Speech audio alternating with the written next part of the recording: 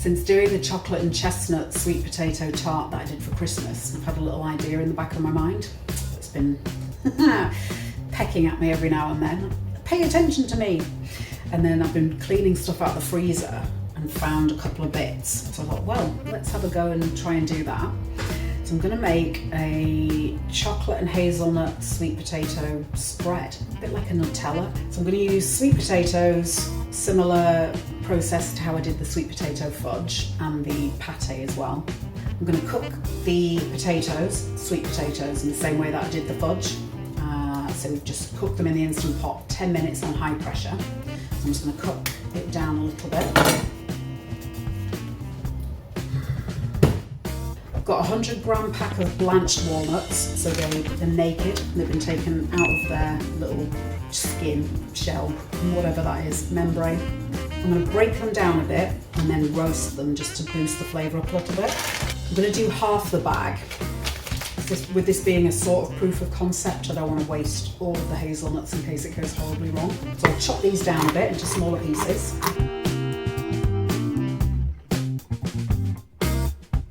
Put these in a little baking dish, pan, I'm not sure what that's called, baked tin, I guess. Try and get them in as even a layer as you can in there to start with. And I'll chuck these in the oven. It's at 160 degrees because I'm baking a Jamaican ginger sticky toffee cake. So I'm going to tuck these in next to it. Let them toast off probably until the Instant Pot's done, so about 10-15 minutes or so. I've just remembered I still had this, which is the leftover ganache that I used on top of the tart. So I'm going to mix that in as well. I think that'll be nice. I had the nuts in for about 15, maybe 20 minutes, but they're this kind of colour. So I'm going to whisk them up in a coffee grinder, just get it quite fine. I've just developed hiccups, so apologies in advance if I suddenly start squeaking. So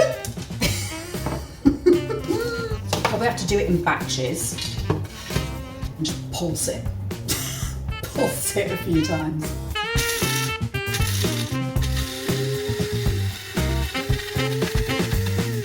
Has gone a little bit buttery, almost. So that's how you get nut butter. And I now have to check on my cake. So I'll see you in a second. Full disclaimer, I had to put the Instant Pot back on for another 10 minutes because they were still a bit hard in the middle. So probably 20 minutes. I mean, you can't really overcook these things when you're pureeing it, so it'll be fine.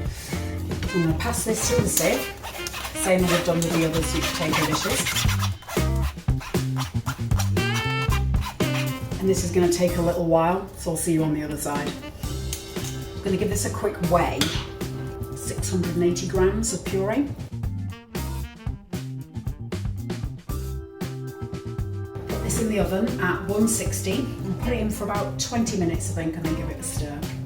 This has been in 15 minutes and I'm taking it out just to give it a stir. I don't know if this is the case, but in my mind I'm thinking it might be better to agitate it more often, just to help the steam escape a bit more. Especially with potatoes, sweet potatoes as well, being a bit starchy. I just wonder if a skin forms on top, does that then trap moisture in, form like a barrier? I don't know. So we'll give it a stir, see what happens.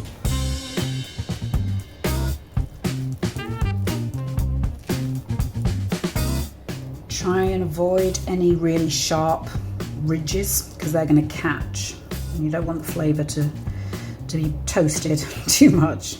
I'm going to put this in for another 15 and I think I'm going to turn the temperature up to 170 now that I'm kind of in one place and I'm not dashing all over the house doing different jobs, so at least I can keep an eye on it. We're at half an hour now, so I'll have a little mix around and see what's happening.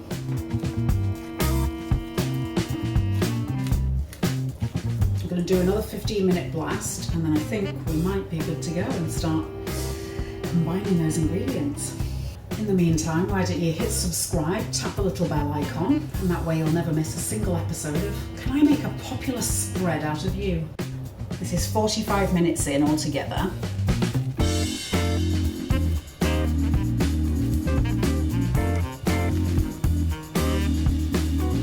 going to put it back in the oven and crank it up to 180 just while I assemble all the other bits and pieces, just to get any remaining unnecessary moisture out of there. I'm adding 50 grams of coconut cream to the pan. Get that heating through. I've got half a teaspoon of coffee granules in here. I'm just going to grind it down into a fine powder.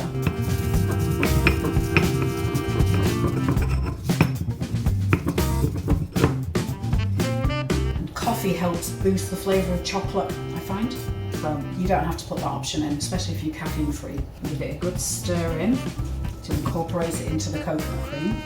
I'm adding the leftover ganache in, and that was equal parts chocolate, dark chocolate, and coconut cream. And then I'm adding oat pulp, and this is just the leftovers from making oat milk. So if you don't have oat pulp lying to hand, just fine. You could use probably instant oats, that would work, and with a bit of water or milk, either way.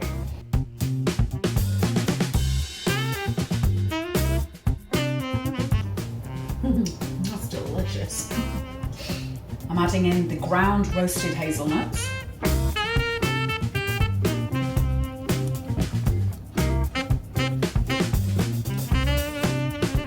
Give that a little try with the nuts in.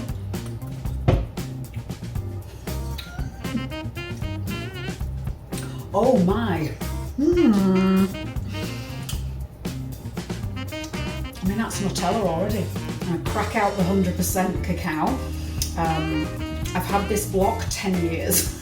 My dad just bought me another one. So I'm just trying to use it really so I can start on new ones. Bless him. So yeah, like a tablespoon, something like that. And then potato time. Yeah, it's perfect. Just where I wanted it to be. And then stir the potato into the chocolate, get it nice and combined. Now that I know the concept is sound, when I make it again, I'll definitely put in a full packet of hazelnuts. Still got a little bit of cocoa left in my cocoa tin, so I'll use that as well. So I'm going to put a teaspoon. This is just to give it a really strong punch of cocoa, chocolate flavour. And I've decided to add probably a tablespoon of hot chocolate powder. I use Galaxy, it's vegan, and that's just to give it an extra hit of creaminess and richness. The texture is looking quite similar to when I did the tart, so I do have a slight concern, I suppose, that it's just going to be really thick, so I don't know how well it'll spread on toast, but we'll find out. If it is too thick, I might mix it back together and pour in some sunflower oil just to slacken it off a little bit. I think this on a couple of slices of seeded batch bread is going to be a great breakfast because there's plenty of carbs and goodness in that sweet potato.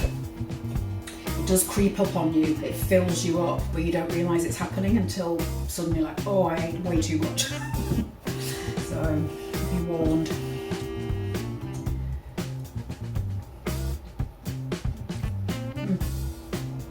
Perfect. I'm going to pack this into a Tupperware.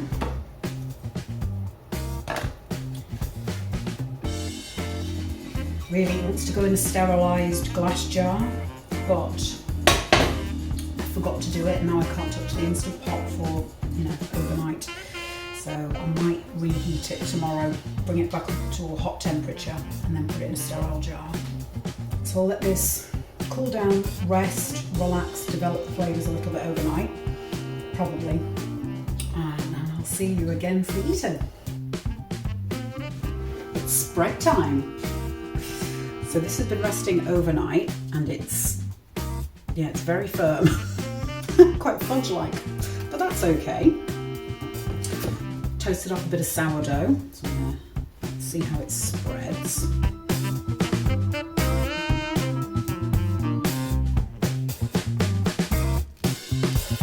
It spreads really well actually, really well. I was a bit worried, not going to lie. Chomp on that.